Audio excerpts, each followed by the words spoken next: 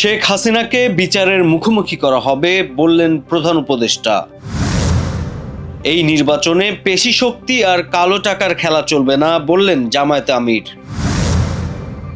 টাঙ্গাইলে স্থগিত হওয়া লালন স্মরণ উৎসব 23 ফেব্রুয়ারি।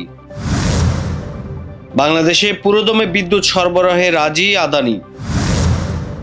কুম্ভ মেলায় যাওয়ার পথে সড়ক দুর্ঘটনা, নিহত 10। ট্রাম্পের গাজা পরিকল্পনার বিরুদ্ধে ঐক্যবদ্ধ আরব বিশ্ব জরুরি সম্মেলন। পাকিস্তানকে হারিয়ে 20 বছর পর কিউইদের ট্রফি জয়। 13 দিন পর বাসায় ফিরলেন ফরিদা পারভিন।